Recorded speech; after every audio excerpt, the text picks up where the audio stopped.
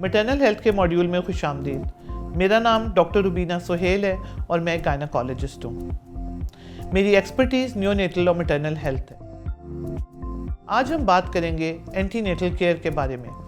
Anti natal care کا سادے الفاظ میں معنی ہے کہ عورت کا پریگننسی کے دوران خیال رکھنا۔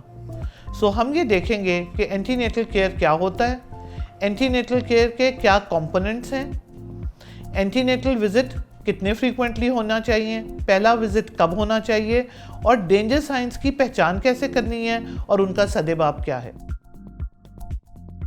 اس وقت ہم بات کریں گے اینٹی نیٹل کیئر کے بارے میں، اور جب میں اینٹی نیٹل کیئر کے بارے میں بات کرتی ہوں تو میں آپ کو یہ بتانا چاہتی ہوں کہ اینٹی نیٹل کیئر کے کیا مقاصد ہیں۔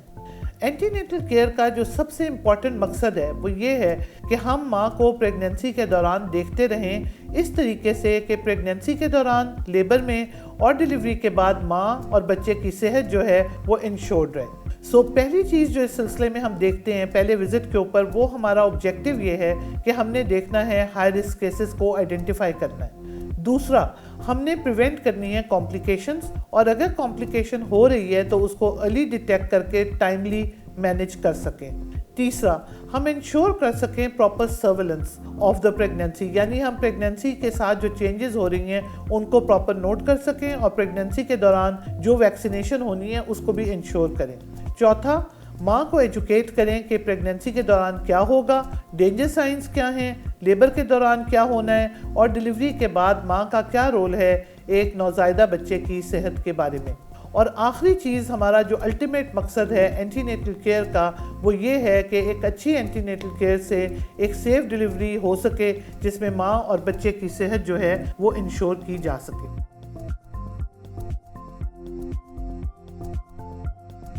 اب ہم بات کریں گے کہ جب ماں ہمارے پاس آتی ہے تو ہمیں اس کے ساتھ فرسٹ وزٹ کے اوپر کیا چیزیں انشور کرنی ہیں۔ جو سب سے امپورٹنٹ بات ہے وہ یہ ہے کہ ہم نے یہ کنفرم کرنا ہے کہ عورت پریگننٹ ہے کہ نہیں ہے۔ ہم نے کیلکولیٹ کرنا ہے کہ اس وقت اس کی ڈیوریشن آف پریگننسی کتنی ہے اور اس کی ڈیلیوری کی ڈیٹ کیا ہوگی۔ ہم نے اس کی رسک اسیسمنٹ کرنی ہے، یعنی ہم نے دیکھنا ہے کہ اسے بلڈ پریشر، شوگر، کوئی اور کسی قسم کی بیماری تو لاحق نہیں جو کہ ہماری پریگننسی کو اثر کر سکے۔ ہمیں یہ بھی دیکھنا ہے کہ کیا وہ ایسی کوئی ادویات کھا رہی ہیں جو کہ بچے کے لیے سیف نہیں ہیں، اور اگر وہ سیف نہیں ہیں تو ان کو ری ایڈجسٹ کیا جائے اس طریقے سے کہ ماں وہ دوائیاں کھائے جو کہ بچے کی صحت کو برے طریقے سے اثر انداز نہیں ہوگی۔ آخری بات، ہم نے بات کرنی ہے لائف سٹائل موڈیفیکیشن کی، یعنی ہم نے جو ہمارا کلچرل بلیف ہے کہ جو عورت پریگننٹ ہوتی ہے اسے گھر پہ بیٹھنا چاہیے، اسے واک نہیں کرنی چاہیے اور اسے بہت زیادہ کھانا چاہیے، ہم نے اس کلچرل بلیف کو چینج کرنا ہے۔ ایک لو رسک پریگننسی کی عورت ایوریج اماؤنٹ آف واک دن بھر میں کر سکتی ہے، اس کو بستر میں لیٹنے کی کوئی انڈیکیشن نہیں ہے، وہ ایک ہیلدی غذا کھائے گی۔ ان چیزوں کے بارے میں بات کرنا ضروری ہے تاکہ ماں کو پہلے وزٹ کے اوپر کچھ باتیں سمجھ میں آ جائیں۔ اس کے علاوہ اس میں یہ امپورٹنٹ ہے کہ ہم نے عورت کو بتانا ہے کہ پریگننسی کے دوران وہ ہمارے پاس کتنی دفعہ آئے گی، کیسے آئے گی، ہر وزٹ پہ اس کے ساتھ کیا کیا جائے گا، اور پھر ڈیلیوری کا پلان کیسے بنایا جائے گا۔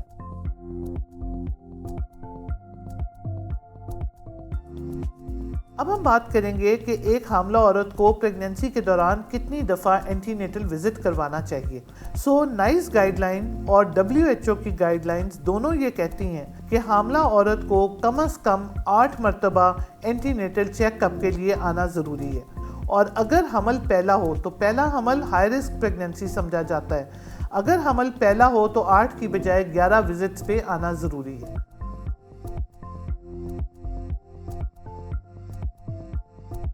پہلے میں آپ کو بتاتی ہوں کہ وہ 8 وزٹ کون سے ہیں جس کے اوپر عورت کو ہسپتال ضروری آنا چاہیے۔ پہلا وزٹ وہ ہے جس وقت پریگننسی ڈائگنوز ہوتی ہے، زیادہ تر پریگننسی کے 10 ویک سے پہلے۔ دوسرا وزٹ ہے 11 to 13 ویکس آف پریگننسی پہ، تاکہ اس وقت اس کا الٹرا ساؤنڈ کروایا جا سکے جس کے اندر اس کی ڈیٹس کو ریکنفرم کیا جا سکے اور نیوکل تھکنس کرائی جائے۔ تیسرا وزٹ 18 سے 20 ہفتے پہ، چوتھا وزٹ 28 ہفتے پہ، پانچواں وزٹ 34 ہفتے پہ، چھٹا وزٹ 36 ہفتے پہ، 7واں وزٹ 38 ویکس پہ اور آخری وزٹ 40 ویکس پہ اگر عورت اس وقت تک لیبر میں نہیں گئی۔ اگر پہلی پریگننسی ہے تو کچھ وزٹ کرنے ضروری ہیں، اور وہ وزٹ ہیں 25 ہفتے کا وزٹ، 31 ہفتے کا وزٹ، 40 ہفتے کا وزٹ، اور اگر دن اوپر ہو گئے ہیں تو 41 ہفتے کا وزٹ۔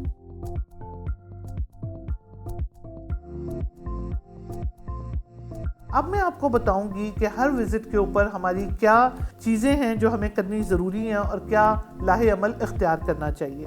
جو عورت کا پہلا وزٹ ہے جو کہ 10 ہفتے پریگننسی سے پہلے کیا جاتا ہے، اس میں آبویسلی ہم نے پہلے بات کی کہ پریگننسی کو کنفرم کرنا ضروری ہے، لیکن پریگننسی کو کنفرم کرنے کے علاوہ عورت کی جو ایڈیشنل ضروریات ہیں ان کو کنفرم کرنا، ان کو سمجھنا اور ان کا علاج بھی ضروری ہے۔ جیسے کہ اگر عورت کو متلی ہو رہی ہے تو متلی کا علاج بھی یہیں کیا جائے گا۔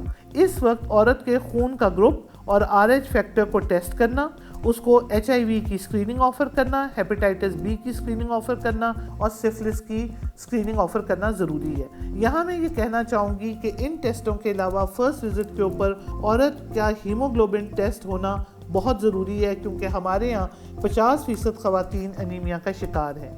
جب 16 ویکس کے وزٹ پہ یعنی 11 سے 13 ہفتے کے وزٹ پہ عورت آتی ہے تو یہ سارے ٹیسٹ جو ہم نے اس کو پہلے وزٹ پہ دیے تھے ان کو اسیس کیا جاتا ہے، ان کو دیکھا جاتا ہے، ڈیلیوری کا اور پریگننسی کا پلان بنایا جاتا ہے، اور عورت کے ساتھ اس کی ہیموگلوبن کو ڈسکس کیا جاتا ہے اور ہیموگلوبن کی کمی کی صورت میں ادویات دی جاتی ہیں۔ اس وقت بلڈ پریشر کا چیک کرنا اور یورین میں پروٹینز کا دیکھنا بے حد ضروری ہے۔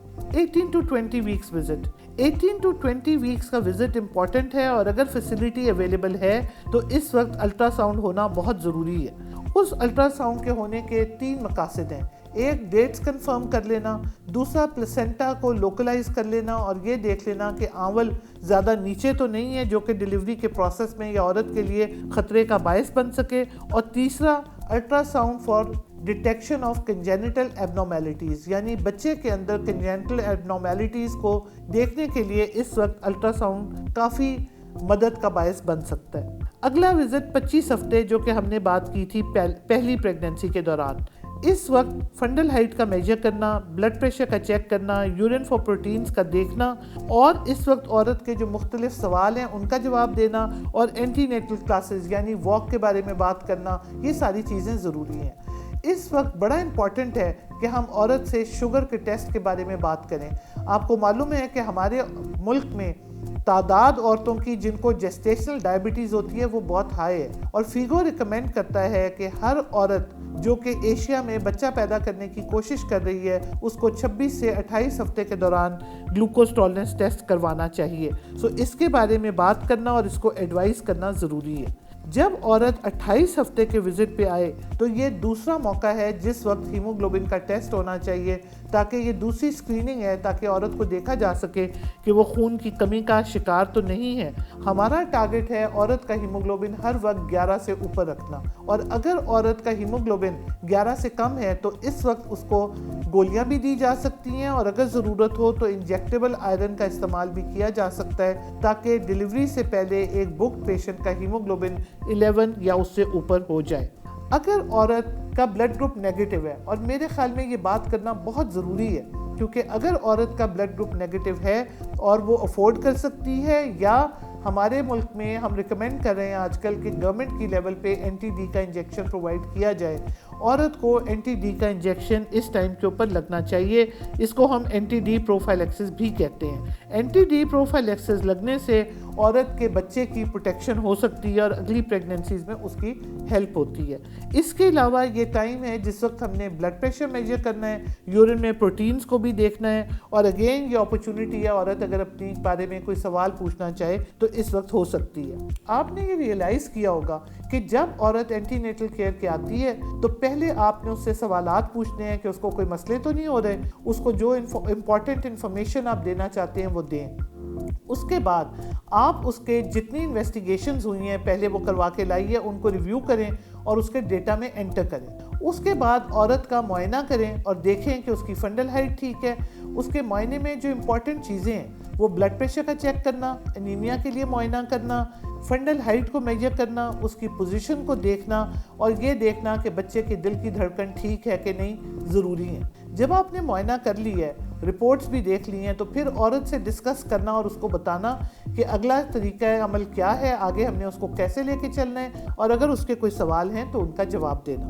31 हफ्ते के विजिट के ऊपर जो कि हमने कहा कि पहली प्रेगनेंसी के लिए ज़रूरी है, अगेन यही बातें देखी जाती हैं, लेकिन हमने इसमें एक एडिशनल विजिट इसलिए ऐड किया है क्योंकि पहली प्रेगनेंसी में कई मरतबा औरतों का इस टाइम के ऊपर ब्लड प्रेशर बढ़ना शुरू हो जाता है। इसलिए किसी भी हामला औरत के लिए बहुत ज़रूरी है कि इस टाइम के around accurate checking of blood pressure की जाए, उसको डॉक्यूमेंट किया जाए और औरत को बताया जाए कि उसका एक्सेसिव वेट गेन नहीं होना चाहिए, उसने दरमियाना खाना है, ब्लड प्रेशर ठीक रहना है और उसने फिजिकल एक्टिविटी को मेंटेन करना है। 34 हफ्ते का विजिट मेरी नज़र में 34 वीक विजिट बहुत ही इंपॉर्टेंट विजिट होता है। एक तो ये टाइम है NTD के प्रोफाइलैक्सिस की सेकंड डोज का, लेकिन हमारे मुल्क के अंदर अगर हम एक डोज भी दे देते हैं, ख़ास तौर पे गरीब ख़वातीन के लिए, तो एक डोज भी अपना पर्पस सर्व कर देती है। लेकिन इसमें बहुत इंपॉर्टेंट बातें होनी है, और वो इंपॉर्टेंट बातें ये हैं कि हमने औरत के टेस्ट रिपीट करवाने हैं, उसके हीमोग्लोबिन के स्टेटस को इवैल्यूएट करना है। इस टाइम पे अक्सर लोग रिकमेंड करते हैं कि एक दफ़ा अल्ट्रासाउंड भी करा लिया जाए ताकि बच्चे की ग्रोथ के बारे में पता चल जाए। जाहिर है जहाँ अल्ट्रासाउंड की सहूलत मैसर नहीं है वहाँ आप क्लिनिकल एग्जामिनेशन के ऊपर वही चीज़ें देखेंगे।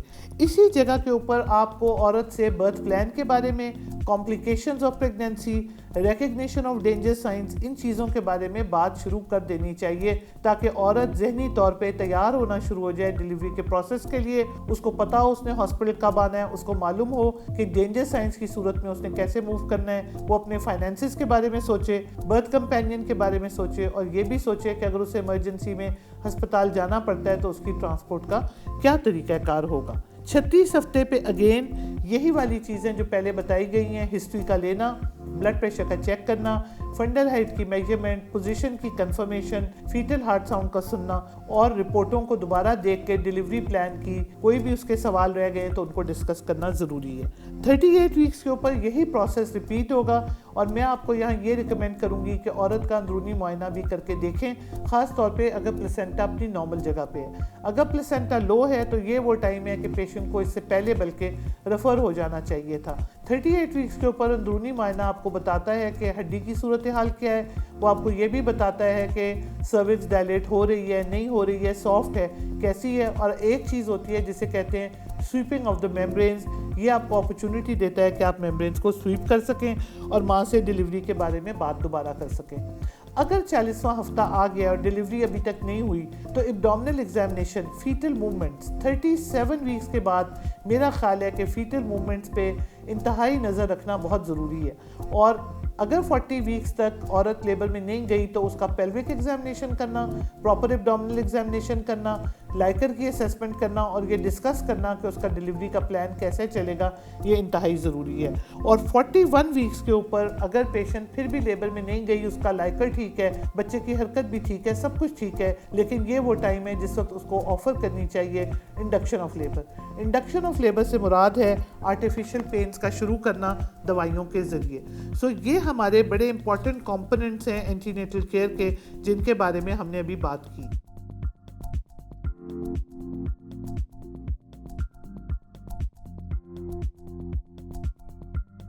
अब हम बात करेंगे quality standards for antenatal care. जैसा कि मैंने आपको पहले भी बताया कि एंटीनेटल केयर हमारे मुल्क में काफ़ी ज़्यादा बढ़ गया है और एंटीनेटल केयर की तादाद बेहतर हो गई, लेकिन एंटीनेटल केयर बेहतर होने के बावजूद अभी तक हमने मैटरनल मोर्टेलिटी में कमी नहीं कर सके जिस तरह से करनी चाहिए थी।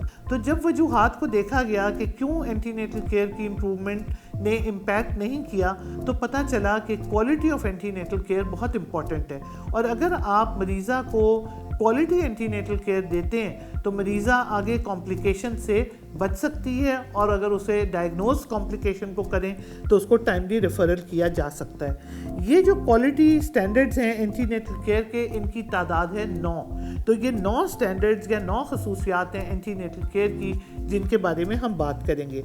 पहली है स्टेटमेंट नंबर 1। स्टेटमेंट 1 ये कहती है कि प्रेग्नेंट वुमेन को एंटीनेटल केयर की प्रॉपर एक्सेस होनी चाहिए और पहला एंटीनेटल विजिट प्रेगनेंसी के 10 हफ्ते से पहले हो जाना ज़रूरी है। स्टेटमेंट 2 क्या कहती है? स्टेटमेंट 2 ये कहती है कि थ्रू आउट द प्रेगनेंसी عورت کو فیسلٹی ہونی چاہیے ایک اسکلڈ برتھ اٹینڈنٹ کی، یعنی ایک اسکلڈ کیئر پروفیشنل کی. وہ جو ہے وہ کمیونٹی مڈ وائف بھی ہو سکتی ہے، ڈاکٹر بھی ہو سکتی ہے، اور پروفیسر آف گائنیکالوجی بھی ہو سکتی ہے. اسٹیٹمنٹ 3 یہ کہتی ہے کہ پریگننٹ عورت کے پاس اپنی پریگننسی کا اینٹی نیٹل وزٹ کا پورا ریکارڈ ہونا چاہیے ان میٹرنٹی نوٹ بک یا میٹرنٹی کارڈ کے اوپر. اسٹیٹمنٹ 4 کہتی ہے کہ عورت کا باڈی میس انڈیکس کیلکولیٹ کرنا فرسٹ وزٹ کے اوپر بہت ضروری ہے، اور اگر عورت کا باڈی میس انڈیکس 30 سے زیادہ ہے تو اس کا مطلب ہے کہ ہمیں انہیں پرسنل ایڈوائس کی ضرورت ہے، ان کے کھانے کے بارے میں، ان کے چلنے کے بارے میں، ان کی ورزش، ان سب چیزوں کے بارے میں ہمیں انہیں بتانا ضروری ہے. اور ہمیں یہ بھی بتانا ضروری ہے کہ انہوں نے اپنے کھانے کی مقدار اور کیلوریز کے بارے میں کیئرفل ہونا ہے، کیونکہ ایکسیسو ویٹ گین پریگننسی کے اندر اور اوبیسٹی ان پریگننسی دونوں جو ہیں وہ کمپلیکیشن کے ریٹ کو بڑھا رہے ہیں. اسٹیٹمنٹ 5 کہتی ہے کہ ٹیسٹ فار جیسٹیشنل ڈائبٹیز یعنی گلوکوز ٹالرنس ٹیسٹ کروانا بہت ضروری ہے، اور اس کے بارے میں بات پہلے وزٹ کے اوپر ہو جانی چاہیے، لیکن اس کو ٹیسٹ کرنے کا ٹائم 26 سے 28 ہفتے ہے. چھٹی اسٹیٹمنٹ کہتی ہے کہ پریگننٹ عورتیں پری کلیمسیا کے رسک کے اوپر ہیں، اور یہ بڑا ضروری ہے کہ ہم عورت کو فرسٹ اپوائنٹمنٹ میں بتائیں کہ پری کلیمسیا کیسے ہوتا ہے اور بلڈ پریشر ایکوریٹ چیک کرنا کیوں ضروری ہے. تو آپ یہ دیکھیں کہ اگر ہمارے پاس کوالٹی سٹینڈرڈ میں ایک پراپر طریقہ جو health care provider blood pressure check کر رہی ہے، اگر وہ پراپر طریقے سے بلڈ پریشر چیک نہیں کرتی تو یہ ایک بڑی امپورٹنٹ پرابلم ہے high blood pressure during pregnancy, جس کو پری کلیمسیا بھی کہتے ہیں، جو کہ مس ہو سکتا ہے. اور وہ عورتیں جو کہ رسک پہ ہیں فار پری کلیمسیا، ان کو ارلی پریگننسی کے اندر یعنی 12ویں ہفتے سے پریگننسی کے ان کو ایسپرین آفر کی جا سکتی ہے. اس کو لو ڈوز ایسپرین کہتے ہیں، جو کہ 75 سے 150 ملی گرام تک کی ڈوز میں دی جا سکتی ہے، اور یہ ہے statement number 6 and it is a very important statement. Statement 7 یہ کہتی ہے کہ ہمیں عورتوں کو مواقع فراہم کرنے چاہیے کہ وہ فیٹل ایبنارمیلٹی کی اسکریننگ کروا سکیں. اس کا مطلب یہ ہے کہ 18 سے 20 ہفتے میں پریگننسی کے دوران اگر آپ کے پاس فیسلٹی اویلیبل ہے تو اسٹیٹمنٹ 7 کے تحت آپ نے ایبنارمیلٹیز کے لیے الٹرا ساؤنڈ ضرور کروانا ہے. اسٹیٹمنٹ 8 بات کرتی ہے سنگلٹن بریچ پریگننسی کے بارے میں، اور یہ کہتی ہے کہ اگر کوئی پریگننٹ عورت ہے جس کی ان کمپلیکیٹڈ سنگلٹن بریچ پریگننسی ہے تو اسے 36 ویکس یا اس کے بعد آپ کو لیبر شروع ہونے سے پہلے ایکسٹرنل کیفیلک ورژن آفر کرنی چاہیے. لیکن ایکسٹرنل کیفیلک ورژن آفر کرنے سے پہلے اس کی کانٹرا انڈیکیشنز کو رول آؤٹ کر لینا چاہیے، اور یہ انشور کرنا چاہیے کہ ایکسٹرنل کیفیلک ورژن کرنے والا شخص ٹرینڈ ہو. اسٹیٹمنٹ 9 اور ہماری آخری اسٹیٹمنٹ جو ہے وہ اتنی امپورٹنٹ بات کر رہی ہے، اور وہ بات کر رہی ہے کہ وہ عورتیں جو کہ فرسٹ پریگننسی میں ہیں انہیں آفر کرنی چاہیے سویپنگ آف دا میمبرینز. یہ سویپنگ آف میمبرینز 40 ویکس کے اوپر بھی کروائی جا سکتی ہے، لیکن کچھ جگہوں پہ پریکٹس ہے کہ sweeping of membranes 37 weeks and beyond کے اوپر کرنا شروع کر دیتے ہیں. سو سویپنگ آف میمبرینز جو ہے وہ امپورٹنٹ ہے، اور اس کو جو ہے وہ فالو کرنا چاہیے. یہ ہم نے بات کی ہے 9 quality statements for antenatal care کے بارے میں.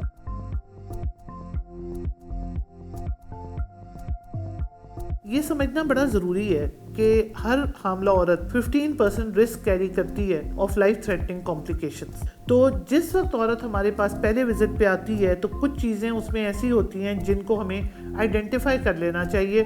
ان چیزوں کو ہم کہتے ہیں رسک فیکٹرز. اور رسک فیکٹرز کی آئیڈینٹیفیکیشن اس لیے ضروری ہے کہ جب ہم نے عورت میں وہ رسک فیکٹر آئیڈینٹیفائی کر لیے تو ہمیں یہ معلوم ہو گیا کہ ہم نے ان کو مینیج بھی کرنا ہے، اور اگر کوئی کمپلیکیشن ان سے ریلیٹڈ ہو رہی ہے تو ہم عورت کو یہ بتائیں گے کہ آپ میں یہ رسک فیکٹرز ہیں جس کی وجہ سے آگے جا کے میٹرنل کمپلیکیشنز کی پروبیبلٹی ہے. یہ رسک فیکٹرز ڈینجر سائنس سے تھوڑے فرق ہیں. تو پہلے ہم رسک فیکٹرز کو دیکھیں گے، پھر ہم ڈینجر سائنس کی بات کریں گے. سو جو رسک فیکٹرز آپ کو پتہ ہونے ضروری ہیں وہ یہ ہیں کہ اگر ماں پہلے سے بیمار ہے، یعنی اس کو pre existing high blood pressure ہے یا شوگر ہے یا ایپیلیپسی ہے یا hepatitis B C HIV positive ہے، اگر ان میں سے کوئی بھی چیز ہے تو دیر از اے پری ایگزسٹنگ کنڈیشن جس کی وجہ سے ماں کا رسک بڑھ جاتا ہے.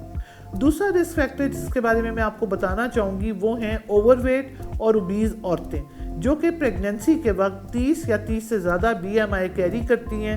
وہ عورتیں are high risk for pregnancy complications. تیسرا ہے کہ جب عورت کا ایک سے زیادہ بچہ پیدا ہو رہا ہو، یعنی جڑواں بچے، ٹرپلٹس. سو ملٹی فیٹل پریگننسی ایک خود رسک فیکٹر ہے جو کہ پریگننسی میں کمپلیکیشنز کا ریٹ بڑھا دیتا ہے. آپ کو معلوم ہے ہمارے ملک میں کچھ خواتین اپنے بچیوں کی شادی بہت کم عمری میں کر دیتی ہیں. سو کم عمری کی شادی اور لیٹ عمر کی شادی دونوں برتھ کمپلیکیشنز اور پریگننسی کمپلیکیشنز کو بڑھاتی ہیں، اور وہ بھی ہمارا ایک رسک فیکٹر ہے. پھر کمپلیکیشنز پریگننسی کی، جیسے کہ پریگننسی کے اندر آنول کا نیچے ہونا، بچے کی گروتھ کا کم ہونا، اور مختلف قسم کے مسائل جو ہیں وہ بھی رسک کو بڑھاتے ہیں. اور آخری چیز، اگر عورت کی پچھلی پریگننسی میں پری کلیمسیا کی ہسٹری ہے، جیسٹیشنل ڈائبٹیز کی ہسٹری ہے، تو یہ بھی ایک رسک فیکٹر ہے. اور آخری چیز، پریویس سیزرین سیکشن بھی ایک رسک فیکٹر ہے. تو جو رسک فیکٹر کی خواتین ہیں ان کو بڑا کیئرفلی دیکھنا چاہیے. ان میں سے کافی ساری خواتین وہ ہوتی ہیں جن کو ہمیں پہلے ہی ایک ڈفرینٹ ہیلتھ کیئر فیسلٹی میں ریفر کر دینا چاہیے. ان رسک فیکٹرز والی خواتین کی پریگننسی کمپلیکیشنز کا ریٹ بڑھ جاتا ہے، اور اگر ہم ان کی پریگننسی کمپلیکیشنز کو کم کرنا چاہتے ہیں تو یہ ضروری ہے کہ ہم ان کو ٹائملی دوسرے ڈاکٹر کے پاس بھیج دیں.